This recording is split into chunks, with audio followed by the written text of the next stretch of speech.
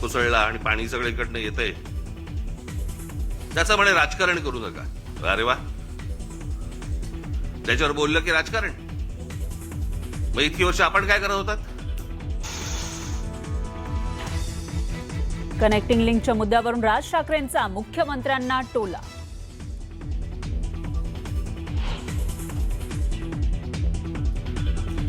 सुसंस्कृत राज्याचे मुख्यमंत्री विधानसभेत बघून घेईन म्हणतात, ही कुठली भाषा?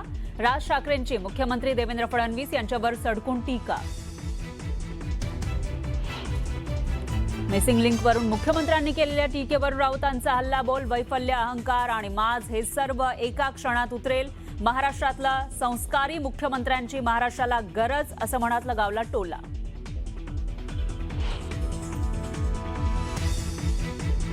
समान नागरी कायदा संदर्भात समिती गठीत, 7 सदस्यीय समिती गठीत केल्याची मुख्यमंत्री देवेंद्र फडणवीस यांची माहिती.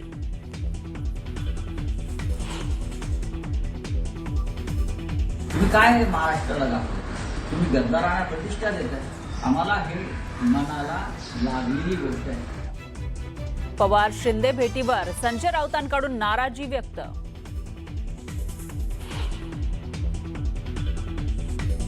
दिवंगत उपमुख्यमंत्री अजित पवारांना मरणोत्तर पद्मविभूषण द्या. राष्ट्रवादीच्या आमदारांची मुख्यमंत्र्यांकडे पत्राद्वारे मागणी, तर केंद्र सरकारकडे शिफारस करण्याची ही मागणी. पिंपरी चिंचवडच्या मोशीमध्ये इमारत कोसळली, 9 जणांची सुखरूप सुटका. एकाचा मृत्यू झाल्याची माहिती. 7 जण अजूनही ढिगाऱ्याखाली. घटनास्थळी रेस्क्यू ऑपरेशन सुरू. विधानभवन परिसरामध्ये रविकांत तुपकर यांच्या कार्यकर्त्यांचं झाडावर चढून अनोखं आंदोलन. शर्थीच्या प्रयत्नानंतर झाडावर चढलेल्या आंदोलकांना खाली उतरवण्यात यश. शिक्षक संघटनांच्या राज्यव्यापी आंदोलनाला सुरुवात. कोल्हापूर आणि नागपुरात शिक्षकांच्या सामूहिक आंदोलनाला सुरुवात. अशैक्षणिक कामांना शिक्षकांचा विरोध.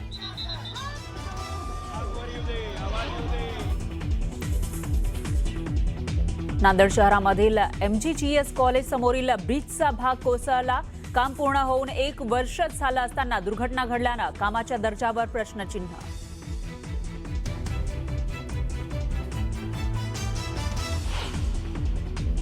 धक्कादायक अशी ही बातमी आहे. पिंपरी चिंचवडमधील मोशी कचरा डेपोमध्ये दुपारी मोठी दुर्घटना घडली आहे. अतिवृष्टीमुळे कचऱ्याच्या डोंगराचं भूस्खलन झालं आणि तो थेट वेस्ट टू एनर्जी प्रकल्पाच्या प्रशासकीय इमारतीवर कोसळला. या ठिकाणी अजूनही बचाव कार्य सुरूच आहे. काल ही दुर्घटना घडलेली होती आणि अजून सुद्धा या ठिकाणी बचाव कार्य सुरू असल्याचं कळत आहे. इमारतीखाली अडकलेल्यांना बाहेर काढण्याचं काम युद्ध पातळीवर सुरू आहे. आतापर्यंत एकूण 9 जणांना सुखरूप बाहेर काढण्यात यश आलंय. घटनास्थळी लष्कर, NDRF, पिंपरी चिंचवड अग्निशमन दल आणि पिंपरी चिंचवड पोलीस यांच्यासह विविध यंत्रणा संयुक्तपणे बचाव कार्य करतायत. रेस्क्यू ऑपरेशन अद्यापही सुरूच असल्याची माहिती आहे. तिकडची ही एक्सक्लुसिव्ह दृश्य आपण बघू शकतोय. कशा पद्धतीनं वेस्ट टू एनर्जी प्रकल्पाची जी इमारत आहे ती ढासळलेली होती आणि त्याच्यावर किती हा कचरा येऊन पडलेला आहे त्याचा अंदाज आपल्याला येऊ शकेल. पिंपरीतील मोशीमध्ये काळाचा घाला पडलेला आहे. नेमकं काय घडलं होतं ते आपण बघतोय. मोशी कचरा डेपोमध्ये मोठी दुर्घटना घडली. अतिवृष्टीमुळे कचऱ्याच्या महाकाय डोंगराचं भूस्खलन झालं. कचऱ्याचा हा डोंगर होता आणि अतिवृष्टी झाल्यानंतर या कचऱ्याचा जो डोंगर आहे तो ढासळला. वेस्ट टू एनर्जी प्रकल्पाच्या ठिकाणी ही दुर्घटना घडली. या प्रकल्पाची जी बिल्डिंग आहे ती ढासळली. कचऱ्याचा डोंगर वेस्ट टू एनर्जीच्या इमारतीवर कोसळला.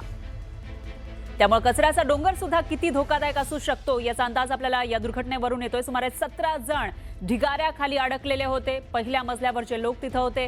ते अडकल्याची माहिती समोर आली होती आणि ढिगाऱ्याखालून आतापर्यंत 9 जणांची सुखरूप सुटका करण्यात आलेली आहे. म्हणजे आणखी काही लोक इथं अडकल्याची भीती व्यक्त केली जाते. कोसळलेल्या इमारतीखाली अजून 8 कामगार अडकल्याचं कळत आहे. म्हणजे 24 तासांपेक्षा जास्त काळ उलटून गेला आहे आणि अजून सुद्धा ते या इमारतीखाली दबलेले असल्याची माहिती समोर येते. NDRF, लष्कर, अग्निशमन दलाकडून रेस्क्यू ऑपरेशन या ठिकाणी सुरू करण्यात आलं आहे. मात्र तरी सुद्धा काही लोक अजूनही त्या इमारतीच्या ढिगाऱ्याखाली अडकून आहेत.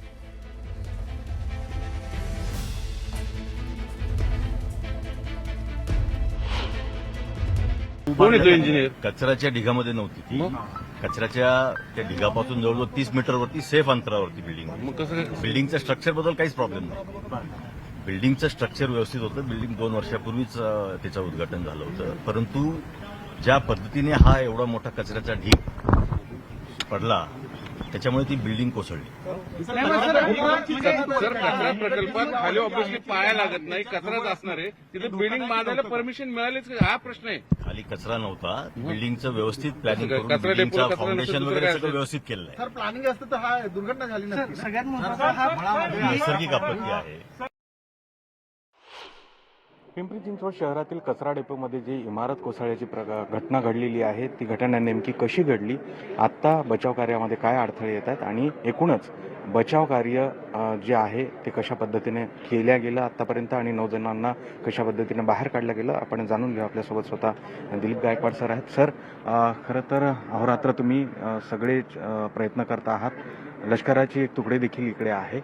ही घटना नेमकी कशी घडली असावी आणि काय घडलं असावं त्याबद्दल आधी सांगा.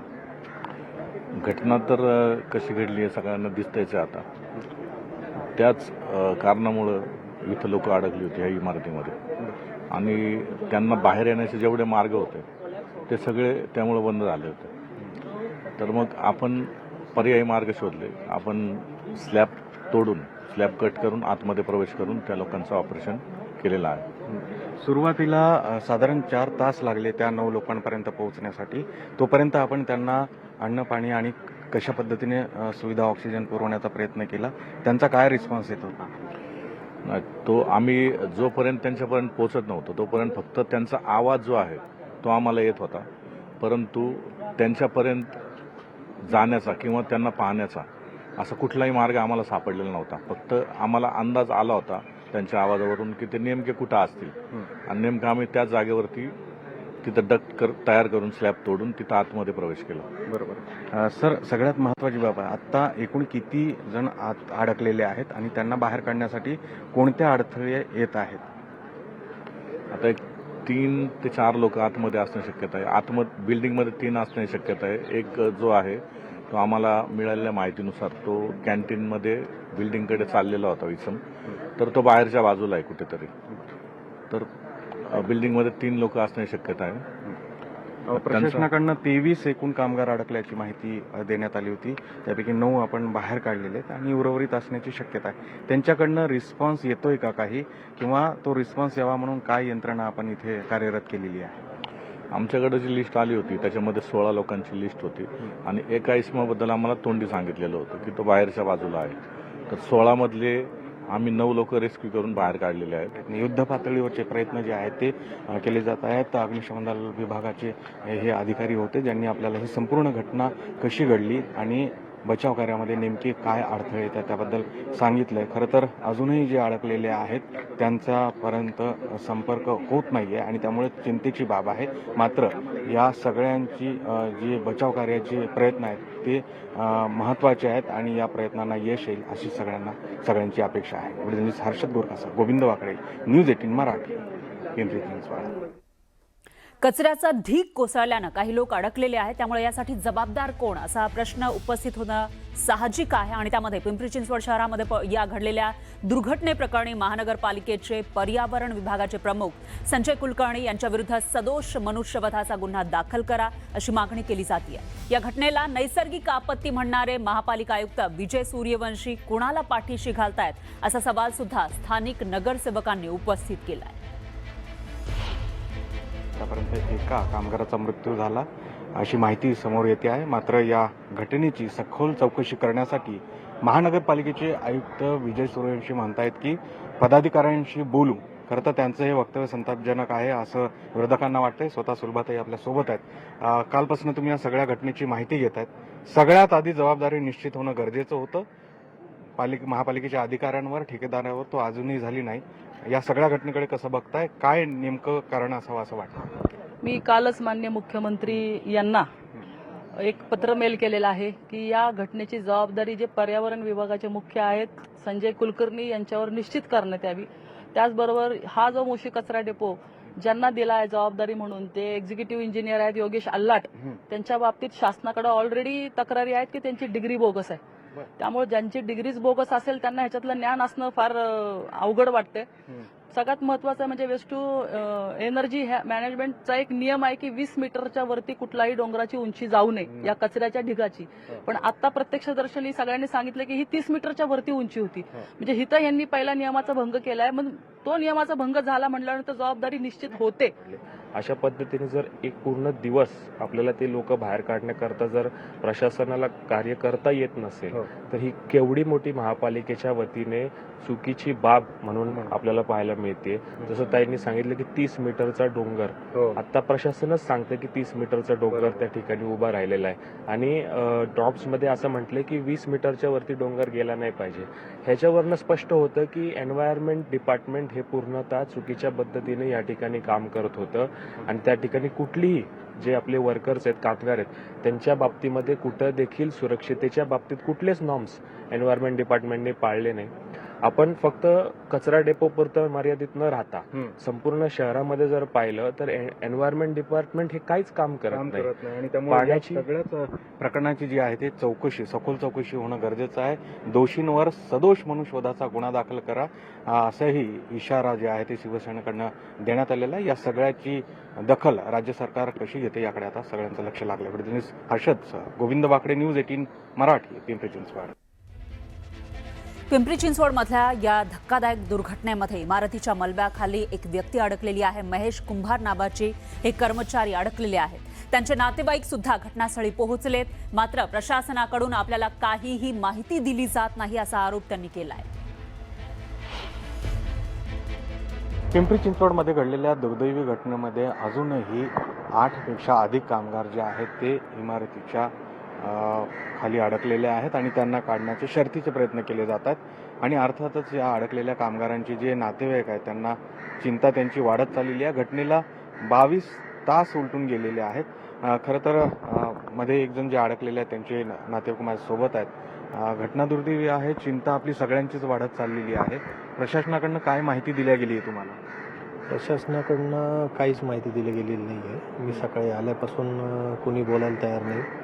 माझ्यासमोर एक बॉडी नेली, कोण होतं काय होतं काही सांगितलं गेलेलं नाही. तुमचं कोण अडकलंय आणि काय त्यांचं जॉब प्रोफाईल होतं इथे? माझा सखा भाऊ आहे लहाना, महेश कुंभार. त्याचं जॉब प्रोफाईल म्हणजे तो HR असिस्टंट आहे इथं. मागच्या 1 वर्षापासून जवळपास एप्रिल महिन्यापासून तो कार्यरत आहे इथं अँटोनी लॉरा कंपनीचं. ही घटना कशी कळली आणि काय सांगण्यात आलं तुम्हाला ज्यावेळेस पहिल्यांदा घटना? मला रात्री फोन आला होता, माझ्या वडिलांना फोन आला होता ॲक्च्युली इथले HRचा की दुर्दैवी घटना घडलेली आहे तर तुम्ही गाडी करून लवकरात लवकर इकडं कंपनीकडे या म्हणून. त्याच्यानंतर मी 1-2 जणांना फोन लावले. त्याच्याबरोबर जो काम करतो एक सेफ्टी ऑफिसर माझ्या ओळखीचा आहे, त्याला कॉल लावला मी तर त्याचा कॉल दुसऱ्याने उचलला. ॲक्च्युली तो बी जखमी अवस्थेत तो ICUमध्ये ॲडमिट होता. तर त्या ज्या व्यक्तीने कॉल उचलला त्यांनी मला सांगितलं की असं असं झालेलं आहे म्हणे. मग मी त्यांना माझ्या भावाबद्दल विचारलं तर ते म्हणे अजून ते रेस्क्यू झालेले नाही आहे. तर मग मी रात्री 2 वाजता निघालो छत्रपती संभाजीनगरमधून आणि 9-9:30 वाजता इथे कंपनीत आलो. इथे पोहोचलाय तर लहान भावाचं पारिवारिक कसे आहेत ते? इथे परिवार राहत होता त्यांचा? नाही, इथं तो बॅचलरमध्येच राहतो. आणखी लग्न व्हायचं? नाही, मागच्या महिन्यातच 22 तारखेला त्याचं लग्न केलं आम्ही. नेमकंच लग्न झालं होतं त्याचं. सगळ्यांची चिंता आपल्या त्यांच्या चेहऱ्यावर स्पष्ट दिसते आहे आणि यामुळंच प्रशासन जे आहे या युद्ध पातळीवर त्यांनी हे कार्य करावं. जे अडकलेले आहेत त्यांना सुखरूप बाहेर काढावं असं या सगळ्यांची मागणी आहे. मात्र चूक जी आहे, ज्या अधिकाऱ्यांच्या हलगर्जीपणामुळे हे सगळं घडलं त्याची देखील सखोल चौकशी व्हावी अशी ही मागणी नातेवाईकांना केली जाते. हर्षद, गोविंद बाकडे, न्यूज 18 मराठी, पिंपरी चिंचवड.